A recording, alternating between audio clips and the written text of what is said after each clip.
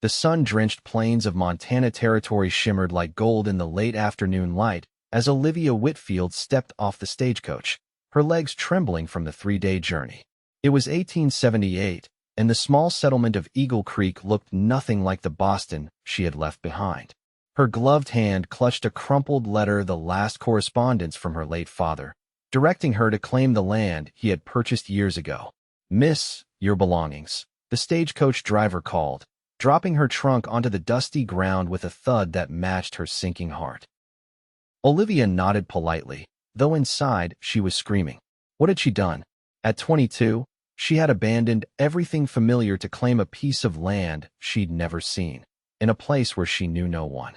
The town, if it could be called that, consisted of little more than a general store, a saloon, and a smattering of wooden buildings lining a single dirt road.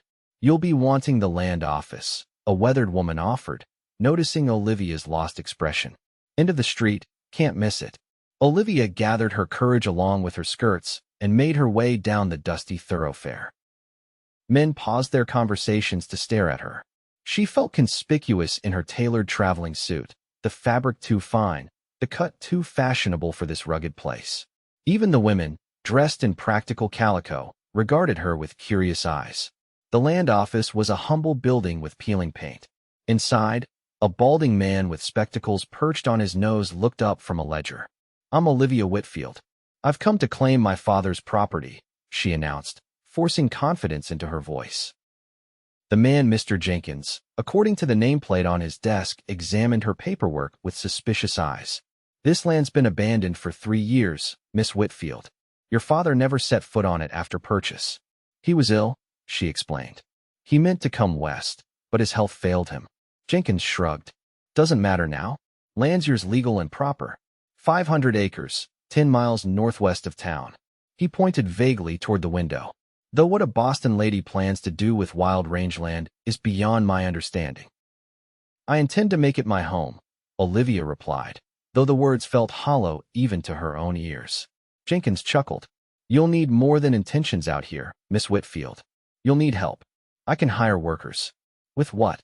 "Gold doesn't grow on trees, even in Montana." Olivia straightened her spine. "I'll manage."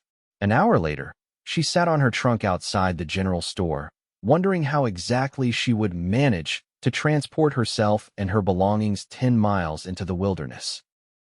Her father's letter had promised an opportunity, a fresh start after the scandal that had made her a pariah in Boston society.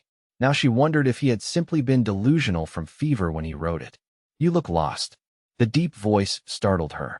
Olivia looked up to find a tall man standing before her, his face shadowed by a wide-brimmed hat. His clothes were dusty from the trail denim pants, a faded blue shirt, and a leather vest. A gun belt hung low on his hips. "I'm perfectly fine, thank you," she lied. The man pushed his hat back, revealing striking blue eyes set in a sun-weathered face. "Nobody sitting on a trunk in the middle of town at sunset is perfectly fine, madam." Olivia sighed. "I need transportation to my property, 10 miles northwest." Recognition dawned in his eyes. "The old Whitfield claim?" "Yes. How did you, small town?" He extended a calloused hand. "Ryan Sullivan. I ranched the neighboring land." Olivia hesitated before accepting his handshake. His grip was firm but gentle. "Olivia Whitfield. I figured as much." Ryan Sullivan studied her for a moment. "That land's been empty a long while. Cabin's probably not in great shape." "There's a cabin?" Hope flickered in her chest. A smile tugged at his lips. "Your father didn't tell you much, did he?" "He died before he could." The words came out more vulnerable than she intended. Ryan's expression softened. "I'm sorry to hear that." He glanced at the darkening sky. "It's too late to head out tonight. The widow Parker runs a boarding house. I can take you there, then help you get to your land tomorrow." Olivia hesitated. In Boston, accepting help from a strange man would be unthinkable. But this wasn't Boston, and she was desperate. "Why would you help me?" Ryan shrugged.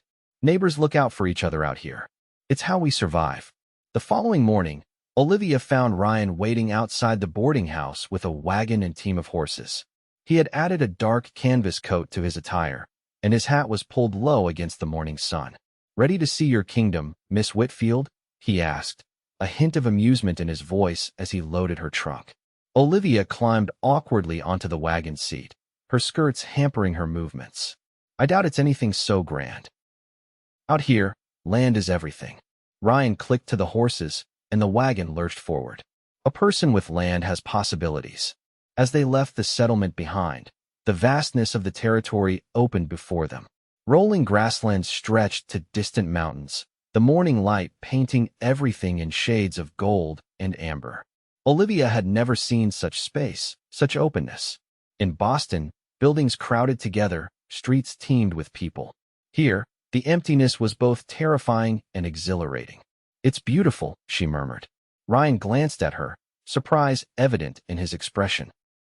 Most Easterners see nothing but wilderness their first time out. "I see possibility," Olivia replied, echoing his earlier words. Something shifted in Ryan's eyes. "Respect, perhaps. Your land borders mine to the east. Good water source, decent grazing. Your father chose well, even if he never saw it." "How do you know he never saw it?" Ryan kept his eyes on the trail. "I've been here 5 years. Nobody's lived on that property in that time." They traveled in companionable silence for a while, the rhythmic creak of the wagon and the steady clip of hooves the only sounds. Occasionally, Ryan would point out landmarks or name distant mountain peaks. Olivia tried to absorb it all, to imagine this wild country as home. "There," Ryan said finally, pointing to a distant structure nestled against a stand of pine trees. "That's your cabin."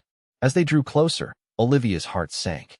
The cabin was little more than a rough shelter, a single room with a sagging roof, the chinking between logs crumbling in places. A small corral stood empty beside it, and a well with a hand pump completed the humble homestead. She couldn't find words that weren't disappointing. "It needs work," Ryan acknowledged. "But the bones are good.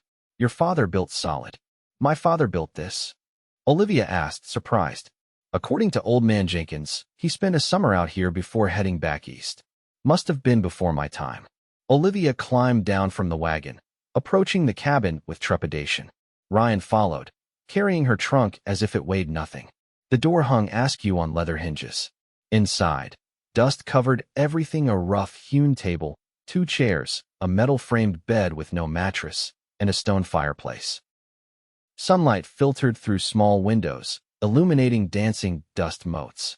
"This is impossible," Olivia whispered, the reality of her situation crashing down. "I can't live here." Ryan set her trunk down. "People start with less every day. People who know what they're doing."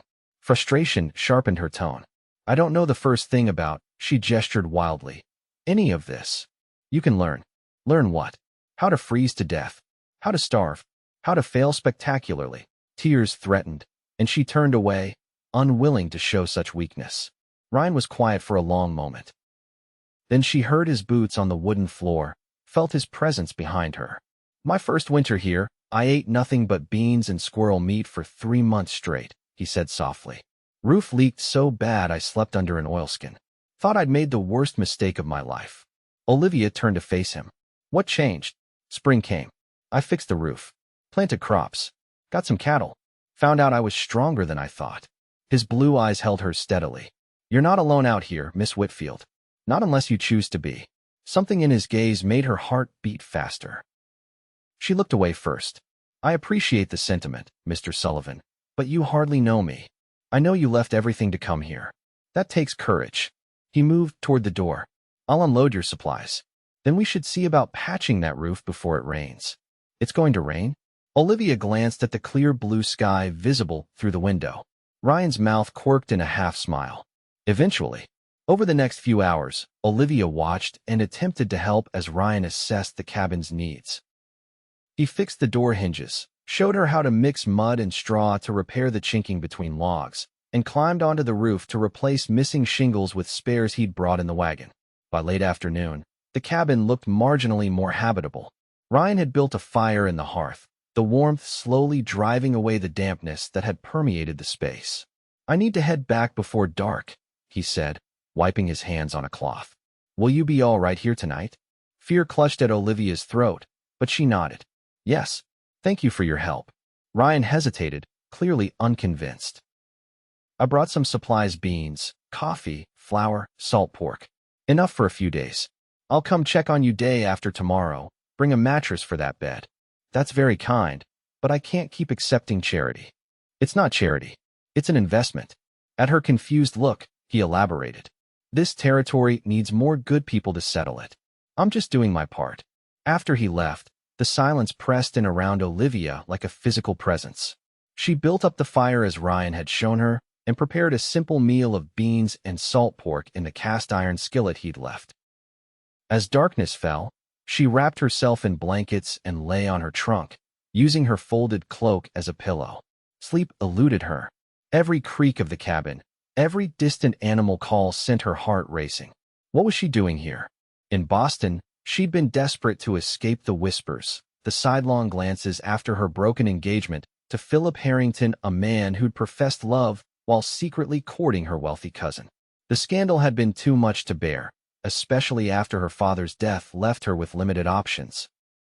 But now, alone in the wilderness, Boston's drawing rooms seemed positively welcoming by comparison.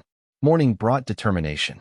Olivia inventoried her supplies, cleaned the cabin as best she could with limited means, and explored the immediate surroundings. A small creek ran about 50 yards from the cabin, providing clear, cold water. The corral needed repairs, but she had no animals to house anyway. The view from every direction was breathtaking: mountains to the west, rolling grasslands to the east, a small valley to the north where wildflowers nodded in the breeze. By afternoon, however, dark clouds gathered on the horizon. The temperature dropped, and wind began to whip around the cabin, finding every gap in the chinking despite Ryan's repairs. Olivia built up the fire and waited anxiously as the storm approached. The rain came with sudden violence, drumming on the roof like 1,000 tiny hammers. Water began to seep through in places, forming puddles on the wooden floor. Olivia scrambled to place her trunk and other belongings away from the leaks, then huddled by the fire, listening to the storm's fury. A particularly strong gust rattled the cabin, and suddenly part of the roof gave way. Water poured in, dousing half the room. Olivia cried out in dismay, grabbing buckets to catch the deluge, but it was a losing battle. The fire hissed and died as water reached the hearth. Cold, wet, and terrified, Olivia huddled in the one dry corner as darkness fell. The storm showed no signs of abating. She had never felt so utterly alone, so completely out of her depth. Tears mixed with rainwater on her face. She must have dozed despite her misery, because the sound of the door bursting open startled her awake. A lantern illuminated the flooded cabin, and there stood Ryan Sullivan, drenched to the skin, concern etched on his face. "Are you hurt?" he demanded, wading through ankle-deep water to reach her. Olivia shook her head, too overcome with relief to speak. "I was worried when I saw the storm coming. Figured that roof repair wouldn't hold." He surveyed the damage grimly. "You can't stay here tonight. Come on." "Where?" Olivia asked, finding her voice. "My place. It's only 3 miles. He handed her his coat. "It's wet, but it'll break the wind." The journey to Ryan's ranch was a blur of wind, rain, and darkness. Olivia clung to the wagon seat, Ryan's arm occasionally steadying her when a particularly violent gust threatened to unseat her. By the time they reached his home, she was shivering uncontrollably. Unlike her crude cabin, Ryan's house was a proper structure, a solid log home with a stone foundation and a porch wrapped around 2 sides. He helped her inside, where blessed warmth enveloped her. A fire burned in a large stone fireplace, and oil lamps cast a golden glow over comfortable, if simple, furnishings. "You need dry clothes," Ryan said, disappearing into another room. He returned with a flannel shirt and woolen trousers. "These will be too big, but they're warm. I'll step outside while you change." "Thank you." Olivia managed through chattering teeth. Alone, she peeled off her sodden dress and petticoats, horrified at the impropriety but too cold to care. The men's clothing hung on her slender frame, but the dry flannel against her skin was heavenly. She rolled up the trouser legs and sleeves, then wrapped a quilt Ryan had left around her shoulders. "Decent?" Ryan called through the door. "Yes," she answered, though she felt anything but. He entered with 2 steaming mugs. "Coffee. Best thing for the chill." Olivia accepted gratefully, wrapping her fingers around the warm ceramic. Ryan built up the fire, then sat in a chair opposite her, his own clothes still dripping. You should change too, she suggested. You're soaked through. He nodded and disappeared again, returning in dry clothes, his dark hair damp and tousled. In the firelight, Olivia noticed details she'd missed before: the crow's feet at the corners of his eyes, the small scar on his jawline, the way his mouth naturally curved slightly upward at one corner. Why did you come for me? She asked suddenly. Ryan sipped his coffee before answering. I've lived out here long enough to know how quickly things can go wrong. That roof needed more work than we did. You risked your safety in that storm. He shrugged. I know this land. The trails. Even in the dark. Still, most people wouldn't have bothered. Ryan studied her for a long moment.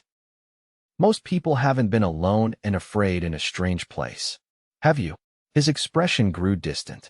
After the war, I wandered for a while. Ended up in places where I didn't speak the language, didn't know the customs. There were people who could have taken advantage. Instead, some chose to help. You were in the war? Olivia asked softly. Ryan nodded. Union cavalry. Enlisted at 18. Came home at 22 with nothing but nightmares and restlessness. Is that why you came west? Partly. Cities felt too crowded after. Too many people, too many memories. He looked at her curiously. What brought you here? Truth this time. Olivia hesitated, then decided honesty was owed for honesty. Scandal. I was engaged to a man who proved disloyal. He broke our engagement to marry my cousin for her inheritance. Boston society chose sides. I wasn't on the winning one. Fools, Ryan said simply. Warmth that had nothing to do with the fire or coffee spread through Olivia's chest. My father had already died, leaving me this land and little else. It seemed like a sign. Or an escape? Perhaps both. She smiled ruefully. Though I'm beginning to think I've jumped from one disaster to another. Ryan leaned forward, his expression earnest. The cabin can be fixed. The land is good. You can make something of it if you want to. If, Olivia repeated. I'm not sure I'm cut out for this life. Most aren't at first. It grows on you. They talked late into the night. Ryan told stories of his early days in Montana, the mistakes he'd made, the lessons he'd learned. Olivia spoke of Boston, her childhood, her father's merchant business that had faltered in his later years. The storm raged outside, but inside, a different kind of warmth grew between them. Eventually, Ryan showed her to a small bedroom. Get some rest. Tomorrow we'll assess the damage to your cabin. Morning revealed a transformed landscape. The storm had passed, leaving behind a sparkling clarity to the air. From Ryan's porch, the mountains stood in sharp relief against a sky so blue it hurt to look at it. It's like the world has been washed clean, Olivia murmured as she sipped the coffee Ryan had prepared. He nodded. That's the thing about storms out here. They change everything, but the land endures. They rode to Olivia's cabin after breakfast. The damage was considerable. Part of the roof had collapsed, and water had warped the wooden floor in places. Standing amid the wreckage, Olivia felt despair creeping back. I can't fix this, she said quietly. Ryan surveyed the damage with a practiced eye. Not alone, no? But with help, it's doable. I can't afford to hire workers. Neighbors, Ryan said simply. I'll spread the word. In these parts, people help build each other's homes, raise each other's barns. It's how communities survive. Why would they help a stranger? Because someday, they might need help themselves. He looked at her intently. Do you want to stay? Truly. Olivia looked around at the sodden cabin, then out at the land beyond her land. Despite everything, something in her resisted the thought of giving up, of returning east in defeat. Yes, she said finally. I want to try. Ryan's smile was like the sun breaking through clouds. Then we'll make it work. True to his word, Ryan organized help. Over the next 2 weeks, people Olivia had never met arrived at her property, weather-beaten men and practical women who set to work rebuilding her roof, repairing her floor, reinforcing her walls. They brought food, tools, and most importantly, knowledge they freely shared. Olivia worked alongside them, learning to mix mortar, to split shingles, to chink logs properly. Her hands grew calloused, her skin tanned, her muscles ached with honest labor. She stayed at Ryan's house during the reconstruction, riding over each morning with him. As they worked side by side, Olivia found herself watching Ryan, the confident way he handled tools, the the respect other ranchers showed him, the gentle patience with which he taught her the skills she needed. Something was growing between them, something neither acknowledged but both felt. One evening, as they sat on his porch watching the sunset paint the mountains in fiery hues, Ryan finally spoke of it. "You're different than when you arrived," he observed. Olivia looked down at her hands, once soft and white, now tanned and rough with work. Her hair was simply braided instead of elaborately styled, and she wore a practical cotton dress borrowed from the widow Parker instead of her fashionable Boston attire. "I hardly recognize myself sometimes," she admitted. "Do you miss who you were?" She considered the question carefully. "I miss certain comforts, certain conveniences, but not the life itself." She met his gaze. "I feel more myself here than I ever did there." "Is that strange?" "No." His voice was low. "Some people never find where they belong. Others recognize it the moment they arrive. And you? Did you know this was where you belong?" Ryan's eyes reflected the dying sunlight. "I knew I belonged somewhere quiet, somewhere with space to breathe. But lately..." When he didn't continue, Olivia prompted, "Lately? Lately I've been thinking belonging isn't just about place. It's about people too." The words hung between them, loaded with meaning neither was quite ready to voice.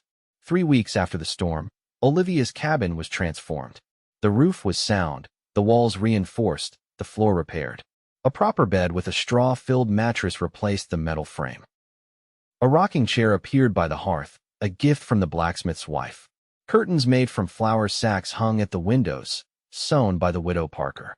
Outside, the corral was rebuilt, and to Olivia's surprise, 2 milk cows and a half-dozen chickens now occupied it, contributions from various neighbors.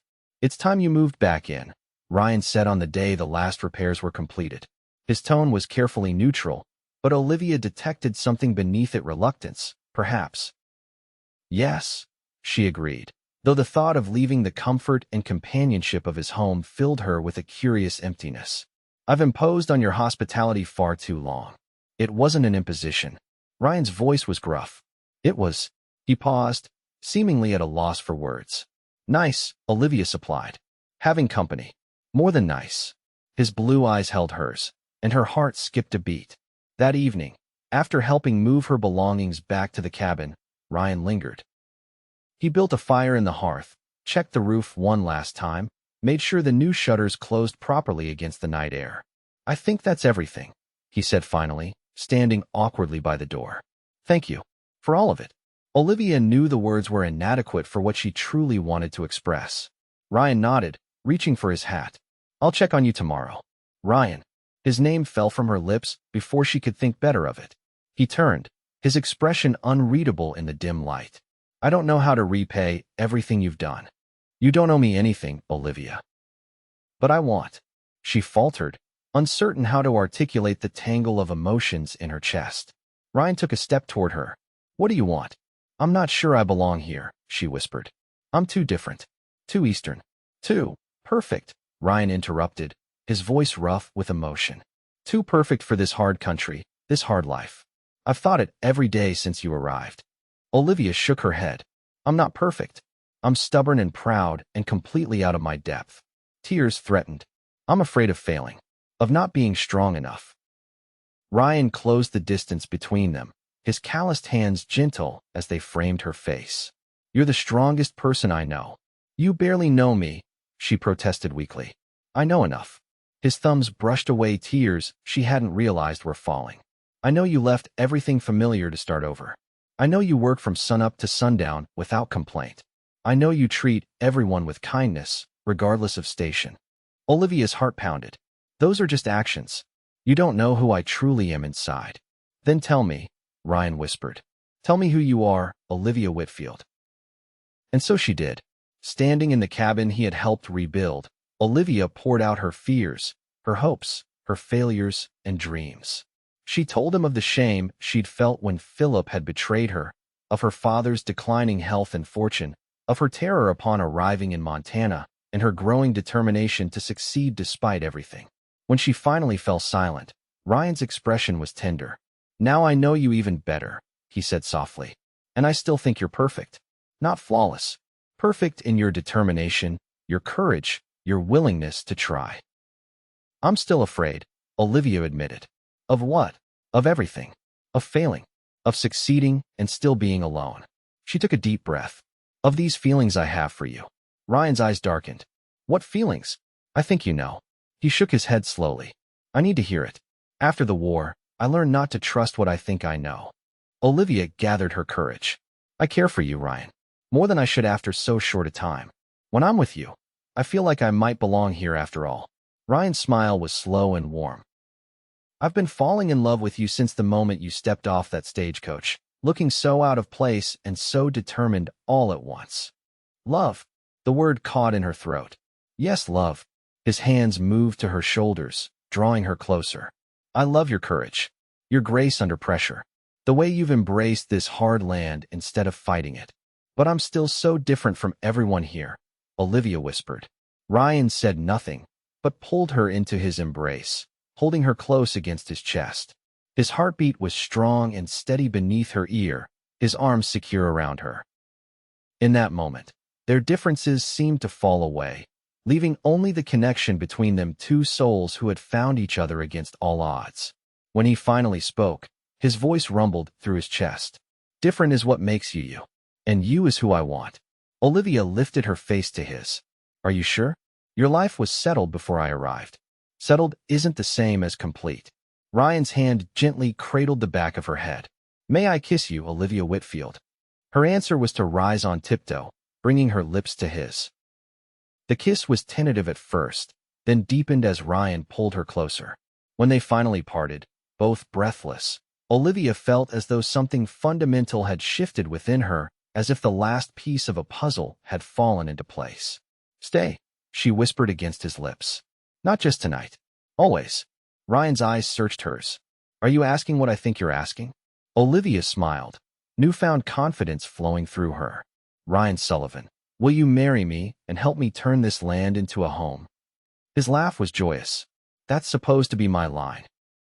I'm too different to follow conventions, she teased. Thank God for that. He kissed her again, then rested his forehead against hers.